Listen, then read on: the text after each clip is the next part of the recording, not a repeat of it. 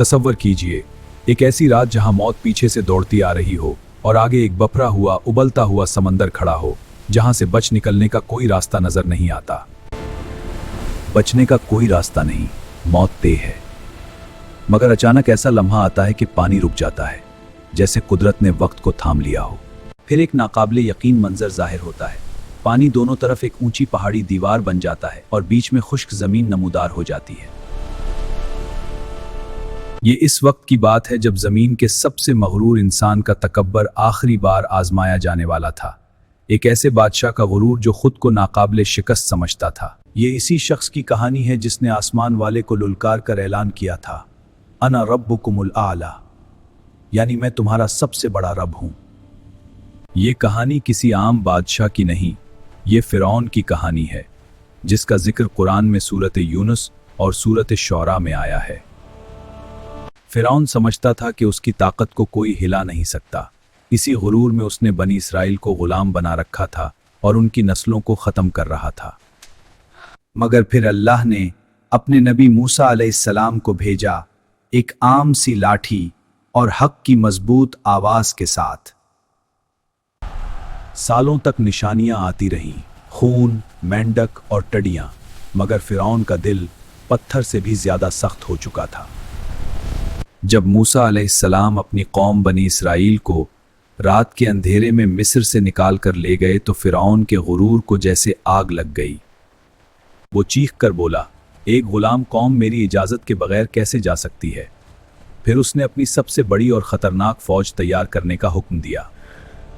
लाखों सिपाही, तेज रफ्तार रथ और हथियारों से लीस एक नफरत भरी आंधी बनी इसराइल को कचलने के लिए सहरा की तरफ रवाना हो गई। सुबह का वक्त था। बनी इसराइल बहरे कलजम के किनारे पहुंचे ही थे कि अचानक पीछे सहरा में धूल का एक बहुत बड़ा तूफान उठता हुआ नजर आया। ये कोई आम तूफान नहीं था, ये फिरौन और उसकी मौत की फौज थी जो पूरी रफ्तार से उनके सर पर पहुंचती जा रही थी। सोचिए इस वक्त का मंजर, आगे एक गहरा बफरा हुआ समंदर और पीछे खून की प्यासी फौज, जैसे दोनों तरफ मौत अपने जबड़े खोले खड़ी हो। लोग खौफ से कांप उठे, बच्चों की चीखें बुलंद हो गईं और वो मूसा अलैहिस्सलाम की तरफ मुड़कर बेबसी में चलाने लगे।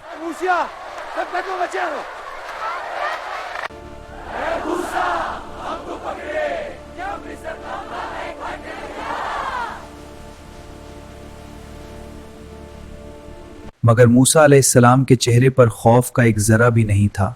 समंदर सामने था और तलवारें पीछे, मगर उनकी नजर आसमान वाले पर थी। कल्ला हरगिज नहीं, बेशक मेरा रब मेरे साथ है और वो जरूर मुझे रास्ता दिखाएगा।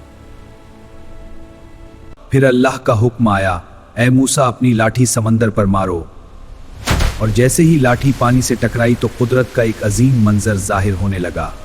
समंदर एक नहीं बल्कि 12 रास्तों में तकसीम हो गया और पानी पहाड़ों की तरह दोनों तरफ खड़ा हो गया, जबकि नीचे की कीचड़ खुश्क जमीन बन गई। बनी इसराइल हैरत और खौफ के दरमियान दौड़ते हुए उन रास्तों में दाखिल हो गए, जैसे कुदरत ने उनके लिए समंदर के अंदर एक नई दुनिया खोल दी हो। जब फिरौन इस अजीब मंजर के सामने पहुंचा तो उसके घोड़े रुक गए। जानवर भी समझ गए थे कि यह किसी इंसान का काम नहीं बल्कि अल्लाह का जलाल है। मगर तकब्बुर इंसान को अंधा कर देता है। फिरौन ने अपने सिपाहियों से गुरूर में चीख कर कहा कि देखो, समंदर ने मेरे लिए रास्ता बना दिया है। उसने हुक्म दिया, आगे बढ़ो और इन बागियों को पकड़ लो। और उसी गुरूर में उसकी पूरी फौज इस रास्ते में दाखिल हो गई जो दरअसल मौत का कनवा था।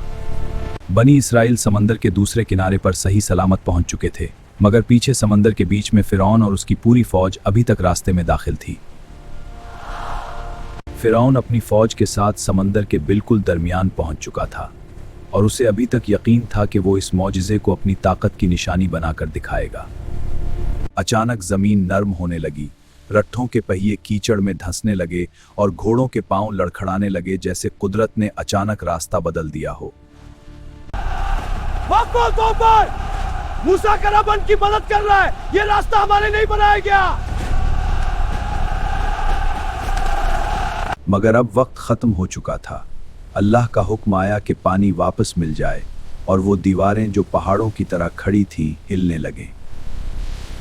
एक लम्हे में पानी करोड़ों टन वजन के साथ नीचे गिरा और फौज, रथ, घोड़े और हथियार सब इस तूफान में ऐसे गायब हो गए जैसे कभी थे ही नहीं।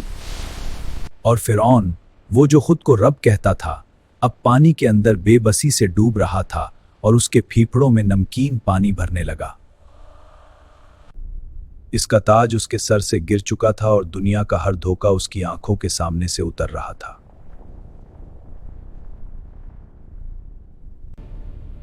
मैं ईमान लाया कि कोई माबूद नहीं सिवाय उसके जिस पर बनी इसराइल ईमान लाए, और मैं फरमान बरदारों में से हूं। जिस जबान ने कभी कहा था कि मैं तुम्हारा रब हूं, आज वही जबान जिंदगी की भीख मांग रही थी। सही हदीस में आता है कि जब्राइल अलैहिस्सलाम ने समंदर की कीचड़ उठाकर फिरौन के मना में डाल दी ताकि वो आखिरी लम्हे में भी झूठा ईमान ना ला सके। अल्लाह ने उसके ईमान को रद्द कर दिया और फरमाया, अब ईमान लाता है, जबकि उससे पहले तो नाफरमानी करता रहा और फसाद फैलाने वालों में शामिल था। लहरों ने एक फूला हुआ बेजान जिस्म साहल पर फेंक दिया और बनी इसराइल ने देखा कि वही मगरूर फिरौन अब एक आम लाश की तरह पड़ा है। कुरान में अल्लाह ने फरमाया कि आज हम तेरे जिस्म को बचा लेंगे ताकि तू अपने बाद आने वालों के लिए एक निशानी बन जाए। आज हजारों साल बाद भी इसकी मम्मी मिस्र के म्यूजियम में पड़ी है और दुनिया भर के लोग इस मगरूर बादशाह को देखते हैं जिसका तकब्बुर समंदर में दफन हो गया। तो आज अपने दिल में झांकिए और सोचिए, कहीं हमारे अंदर भी कोई छोटा सा फिरौन तो नहीं जो गुरूर और ताकत के नशे में हक को भला देता है।